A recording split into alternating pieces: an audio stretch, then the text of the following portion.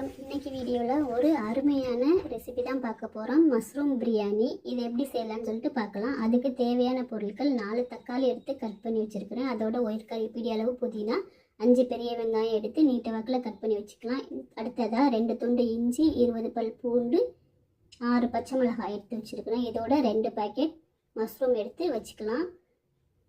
அடுத்ததாக இந்த பிரியாணி செய்கிறதுக்கு மசாலா ரெடி பண்ணிக்கலாம். நம்ம எடுத்து வச்சுருந்த பூண்டு, இஞ்சி எல்லாத்தையும் சேர்த்துட்டு அதோட 2 பட்டை, நட்சத்திரப்பூ 2 கிராம்பு, 2 ஏலக்காய் சேர்த்துட்டு பெருஞ்சீரகம் 1 ஸ்பூன் சேர்த்துக்கோங்க. இதோட கசகசா 1 ஸ்பூன் சேர்த்துக்கலாம். இது எல்லாத்தையுமே நல்லா தண்ணி ஊற்றி மையா எந்த அளவுக்கு அரைக்க முடியுமோ அந்த அளவு நல்லா வலுவலுன்னு அரைச்சி வச்சுக்கிடலாம்.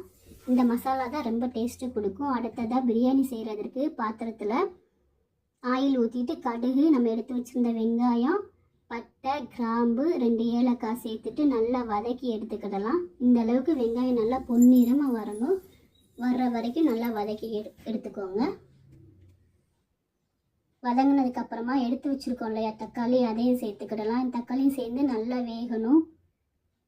நல்லா கிளறி கொடுத்து வேக வச்சு எடுத்துக்கோங்க.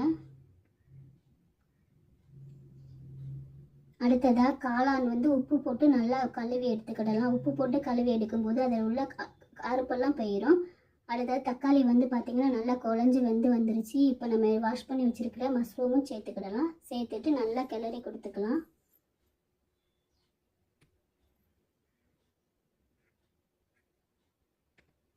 இதோட ஒரு 50 கிராம் அளவுக்கு பட்டர் பீன்ஸு சேர்த்துருக்குறேன்.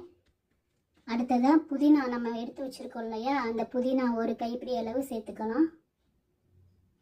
இது கூடவே மல்லி இலை எடுத்து கட் பண்ணி சேர்த்துக்கோங்க. எல்லாத்தையும் சேர்த்துட்டு நல்லா கிளறி கொடுத்துக்கலாம். எல்லாமே நல்லா ஒன்று சேர்ந்து வதங்கி வரணும்.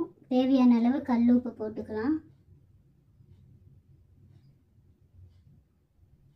மஞ்சத்தூள் ஒரு 1/2 ஸ்பூன் சேர்த்துட்டு நல்லா கிண்டி கிளறி கொடுத்துக்கோங்க. இப்போ நம்ம அரைச்சி வச்சுருக்கோம் இல்லையா பேஸ்ட்டு, அதையும் சேர்த்துட்டு நல்லா மிக்ஸ் பண்ணி விட்டுக்கலாம்.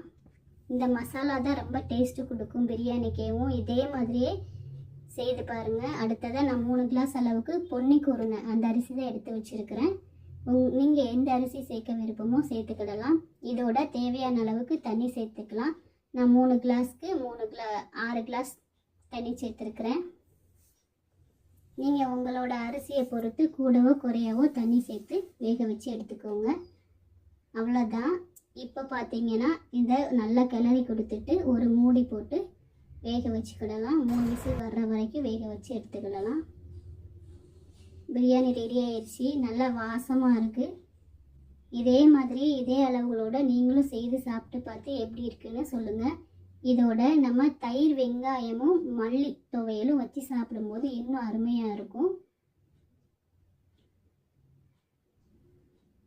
இந்த வீடியோ உங்களுக்கு பிடிச்சிருந்தா லைக் பண்ணுங்கள், ஷேர் பண்ணுங்கள், சப்ஸ்கிரைப் பண்ணுங்கள். நன்றி.